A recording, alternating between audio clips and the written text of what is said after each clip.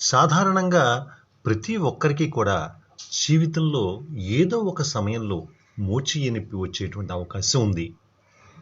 ఇలా రావటానికి అనేక కారణాలు ఉన్నాయి. అంటే నిర్మాణపరమైన తేడాలు రావచ్చు, లేకపోతే ఏదైనా పని చేసేటువంటి సమయంలో దాని మీద ఎక్కువ భారం పడటం వల్ల కూడా నొప్పి వచ్చేటువంటి అవకాశం ఉంది. ఈ మోచేయి వెలుపలి భాగంలో అంటే మోచేయి కండరాలు మోచేయి ఎముక కింద భాగానికి అతుక్కునే చోట హఠాత్తుగా నొప్పి వస్తే దాన్ని టెన్నిస్ ఎల్బో లేకపోతే మోచేతి నొప్పి అంటారు. ఈ టెన్నిస్ ఎల్బో సమస్యలో ముంజేతి కండరాలని మోచేయి కీలుని కలిపే కండర నరాలు అంటే టెండాన్స్ వాపుదేలి ఎరుపెక్కి మంట కలిగేటువంటి బాధాకర పరిస్థితిని గమనించవచ్చు. దీనినే లాటరల్ ఎపికాండిలైటిస్గా కూడా పిలుస్తూ ఉంటారు. మోచేతి యొక్క వంపు మీద అధికమైన ఒత్తిడి పడటం వల్ల ఈ నొప్పి సంభవించేటువంటి అవకాశం ఉంది. టెన్నిస్, క్రికెట్ అట్లాగే ఇతర ఆటలు ఆడినప్పుడు సాధారణంగా ఈ టెండాన్స్ మీద ఒత్తిడి పడేటువంటి అవకాశం ఉంది. కాబట్టి ఆటగాళ్లలో ఎక్కువ మందిలో ఈ సమస్య వచ్చేటువంటి అవకాశం ఉంది. అలాగే మోచేతితో ఎక్కువగా నిరంతరం పనిచేస్తున్నటువంటి తాపీ మేస్త్రులు, వడ్రం మేస్త్రులు, ఎలక్ట్రీషియన్లు, మెకానిక్లు ఇటువంటి వాళ్ళందరికీ కూడా ఎప్పుడప్పుడు ఈ సమస్య వచ్చేటువంటి అవకాశం ఉంది. అలాగే ఆడవాళ్లలో కూడా ఎక్కువగా ఇంటి పని, వంట పని చేయాలంటే ఈ మోచేయే ఎక్కువగా పని చేయాలి కాబట్టి వాళ్ళలో కూడా ఈ సమస్య వచ్చేటువంటి అవకాశం ఉంది. సాధారణంగా ఈ సమస్య తేలికగా తగ్గిపోయేది అయినప్పటికీ కూడా అశ్రద్ధ చేస్తే కనుక ఇంట్లయితే సమస్య పెరిగేటువంటి అవకాశం ఉంది. ఈ సమస్యలో మోచేయి కీలు మీద చుట్టూ అలాగే బయట వైపు కూడా ఎప్పుడు నొప్పి ఉన్నట్టుగా అనిపిస్తుంది. నొక్కినా కూడా నొప్పి అనిపిస్తూ ఉంటుంది. అలాగే చిన్న పని చేసినా, బరువులు ఎత్తినా కూడా నొప్పి ఎక్కువ అవుతూ ఉంటుంది.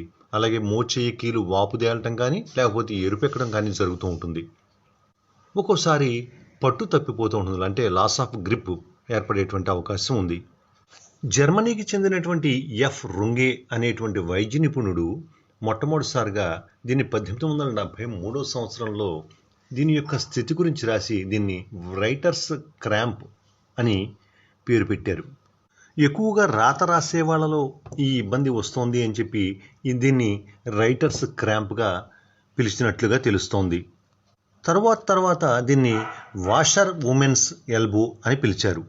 అంటే బట్టలు ఉతికేటువంటి స్త్రీలలో వచ్చినటువంటి సమస్యగా దీన్ని గుర్తించారు. 1883 సంవత్సరంలో బ్రిటిష్ సర్జన్ హెన్రీ మోరిస్ అనే ఆయన తన ఆర్టికల్లో అంటే ల్యాన్సెట్లో పబ్లిష్ అయినటువంటి ఆర్టికల్లో దీన్ని మొట్టమొదటిగా లాన్ టెన్నిస్ ఆర్మ్ అని పిలిచారు. అంటే ఎక్కువ మంది టెన్నిస్ ఆటగాళ్లలో ఈ సమస్యని గుర్తించడం జరిగినట్లుగా తెలుస్తోంది.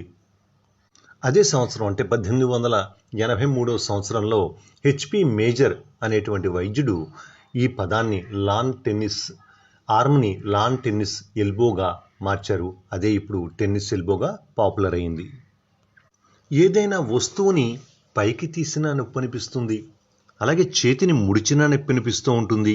ఒక్కోసారి చేతిలో ఉన్న పెన్ను కూడా జారిపోయినట్టుగా అనిపిస్తూ ఉంటుంది. ఏదైనా తలుపు గడియ తీద్దామన్నా నొప్పి అనిపిస్తుంది. ఆఖరికి సీసా మూత తీద్దామన్నా నొప్పి అనిపిస్తూ ఉంటుంది. సాధారణంగా ఈ సమస్య 6 నెలల నుంచి 2 సంవత్సరాల లోపుగా బాధ పెట్టే అవకాశం ఉంది. ఇది పురుషుల్లోనూ స్త్రీలలోనూ కూడా సమానంగానే వేధిస్తూ ఉంటుంది. అలాగే ఎక్కువగా 40 నుంచి 60 సంవత్సరాల మధ్య వాళ్ళలో వచ్చేటువంటి అవకాశం ఉంది. పెయింటర్స్, బరువులు ఎత్తేటువంటి వాళ్ళు, కార్మికులు అందరూ కూడా ఈ సమస్యతో బాధపడేటువంటి అవకాశం ఉంది. కాబట్టి ఈ సమస్య పట్ల అవగాహన కలిగి ఉండటం మంచిది. ఈ సమస్య కనుక ఎదురైనట్లయితే చాలామంది తాత్కాలికంగా నొప్పి నివారణ మందులు వాడుతూ ఉంటారు. Non steroid anti inflammatory drugs వాడుతూ ఉంటారు. అయితే వీటి యొక్క దుష్ప్రభావాలు ఎక్కువగా ఉంటాయి. కాబట్టి ఈ సమస్య ఎదురైన వెంటనే వైద్య నిపుణులను కలవాలి. వైద్య నిపుణుల సూచనల మేరకు మాత్రమే మందులు వాడవలసినటువంటి ఆవశ్యకత ఉంది. తాత్కాలికంగా నొప్పి తగ్గడానికి, వాపు తగ్గడానికి మోచేతికి ఐస్ పెట్టడం మంచిది అని చెప్పి వైద్య నిపుణులు తెలియజేస్తున్నారు. అలాగే వైద్యులు కొన్ని ఎక్సర్సైజులు కూడా సూచిస్తూ ఉంటారు. ఈ టెన్నిస్ ఎల్బోని ఒక రకమైన టెండినైటిస్గా భావించవచ్చు. అంటే స్వెల్లింగ్ ఆఫ్ ద టెండాన్స్ అంటే టెండాన్స్లో వాపు సంభవించటం. ఈ సమస్యతో డాక్టర్ల వద్దకు వెళ్ళినప్పుడు ఎక్స్రే తీస్తారు. అవసరాన్ని బట్టి కొంతమందికి వ్యాధి యొక్క తీవ్రతను బట్టి ఎంఆర్ఐ కూడా సూచిస్తూ ఉంటారు. సచిన్ టెండూల్కర్ లాంటి ఆటగాళ్ళు ఈ సమస్యతో బాధపడ్డారు అని చాలాసార్లు వినే ఉంటాం. ఈ మోచేతి బయట వైపు విపరీతమైన నొప్పి ఉండటం వల్ల ఆడవాళ్ళకి వంట వండటం కష్టం అవుతుంది. ఆఖరికి చిన్నారులని స్కూల్ నుంచి తీసుకురావడం కష్టం అవుతుంది. అలాగే ఈ కంప్యూటర్ సాఫ్ట్వేర్ ఇంజనీర్లు కంప్యూటర్ మీద పనిచేయటం లాంటివి కూడా చిన్న పనులు చేయటం కూడా కష్టం అవుతూ ఉంటుంది. కాబట్టి ఈ సమస్య ఎదురైనట్లయితే వెంటనే వైద్య నిపుణులను కలవటం అత్యవసరం.